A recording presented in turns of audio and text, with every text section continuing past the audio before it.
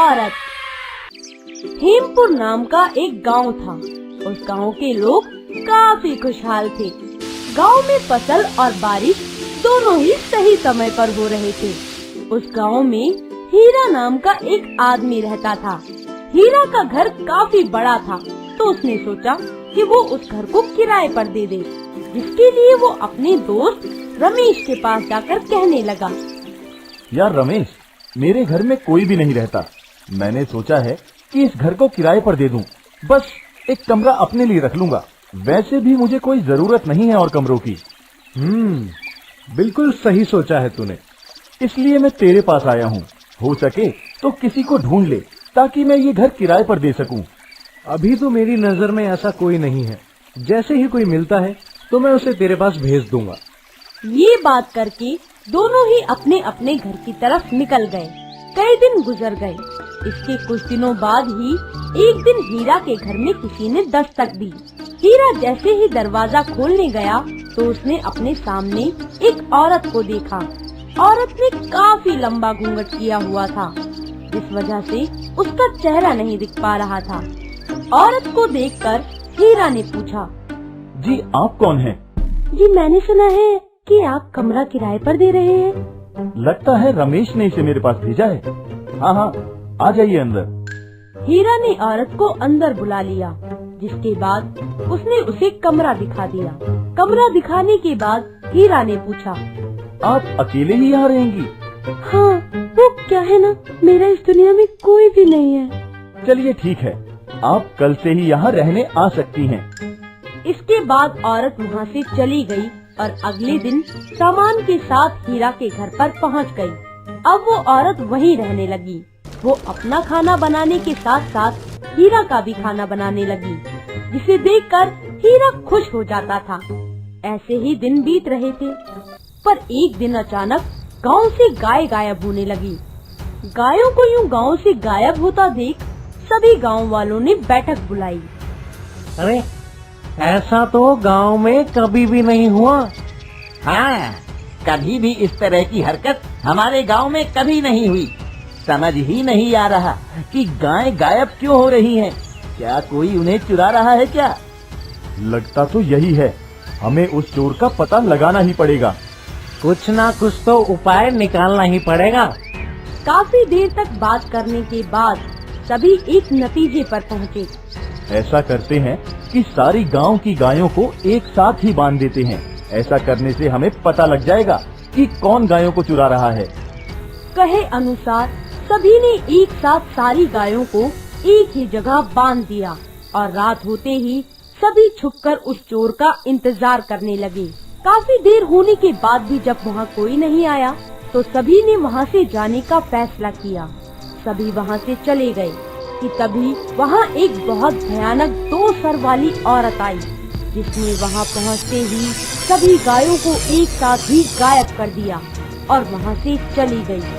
वो 2 सर वाली औरत इस बात से अनजान थी कि एक बच्चा उसे छुप कर देख रहा था। सुबह होते ही जब किसी को भी गाय नहीं दिखी तो वहाँ वही छोटा सा बच्चा आया जो रात में उस 2 सर वाली औरत को देख रहा था। क्या आप लोगों को पता है कि हमारे गांव में एक बहुत ही भयानक 2 सिर वाली औरत आ गई है। कल रात मैंने उसे हमारी सारी गाय गायब करते हुए देखा। वो बहुत ही डरावनी थी। उसके 2 सिर थे। 2 सर वाली औरत की बात सुनकर सभी गांव वाले डर गए और सभी उसका पता लगाने लगे।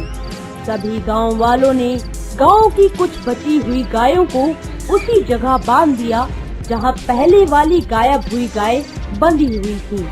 इसके बाद सभी रात होते ही उस 2 सर वाली औरत का इंतजार करने लगे कि तभी उन्होंने देखा कि एक डरावनी औरत जिसके 2 सर हैं वो वहां आ रही थी, जिसे देखकर हीरा ने कहा, अरे भाई, ये तो बहुत ही खतरनाक है। ये कैसी बला से पाला पड़ गया हमारा। भाई समझ तो मुझे भी नहीं आ रहा। कि तभी 2 सर वाली औरत ने वहां पहुंचकर सभी गायों को गायब कर दिया और वहां से जाने लगी। औरत को जाता हुआ देख सभी उसका पीछा करने लगे कि तभी सभी ने देखा कि वो औरत सीधा हीरा के घर में चली गई। ये देखकर सभी बोले, अरे हीरा, ये तूने अपने घर में कैसी बला को पाल रखा है?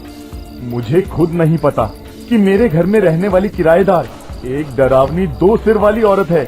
मैंने तो कभी उसकी शक्ल तक नहीं देखी। वो हमेशा लंबा सा घूंघट करके रखती है। पर अब तो हमें इसका उपाय निकालना ही पड़ेगा ना। हाँ भाई, कुछ ना कुछ तो करना ही पड़ेगा।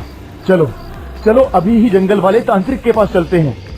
ऐसा कहकर सभी जंगल वाले तांत्रिक के पास पहुँचे और उसे सारी बात बता दी।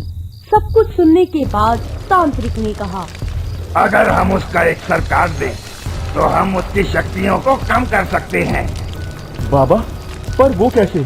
तांत्रिक के बोलने के बाद सभी उसे हीरा के घर ले गए और वहाँ पहुंचकर तांत्रिक ने कहा, ए 2 सिर वाली औरत, बाहर आ, हमें तेरे बारे में सब पता चल गया है।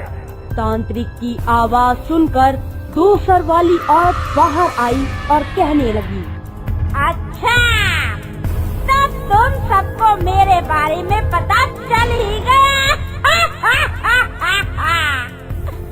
चलो सही है, अब मैं जो भी करूँगी खुलेआम करूँगी। मुझे किसी से छुपने की जरूरत नहीं है। तू यहाँ से चली जा। इन गांव वालों ने तेरा क्या बिगाड़ा है? तेरे लिए यही अच्छा होगा कि तू यहाँ से चली जाए। मैं यहाँ से कहीं भी नहीं जा रही हूँ। तुम सभी को जो करना है कर लो, पर तुम मेरा कुछ नहीं बिगाड़ सकते। ये सुनकर तांत्रिक को बहुत गुस्सा आया और उसने अपना मंत्र पढ़ना शुरू किया।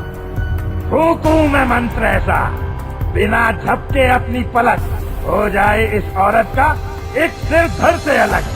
तांत्रिक के मंत्र पढ़ने के बाद 2 सर वाली औरत का एक सर कट के जमीन पर गिर गया, जिसके बाद उसकी हालत खराब होने लगी और वो जोर से चिल्लाने लगी कि तभी तांत्रिक ने फिर से कहा, अब तू बता कि इन गांव वालों की गायें तू क्यों चुरा रही थी?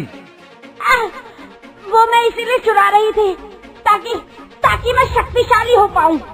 मुझे एक चुड़ैल ने कहा था कि अगर मैं 100 गाय पूरी करके उसके पास ले जाऊंगी तो वो मुझे बहुत ताकतवर बना देगी। लेकिन तुम लोगों ने उसे पूरा नहीं होने दिया।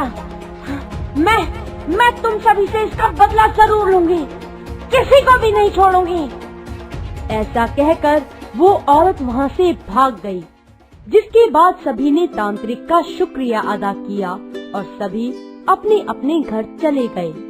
कई दिन बीतने के बाद जब 2 सर वाली औरत का पता नहीं चला तो सबको ये समझ में आ गया कि अब वो कभी भी गांव में वापस नहीं आएगी। जिसके बाद सभी चैन और सुकून से खुशी खुशी रहने लगे। हेलो दोस्तों, हमें कमेंट्स करके जरूर बताएं कि आपको ये कहानी कैसी लगी। इस कहानी को लाइक जरूर करें और अपने दोस्तों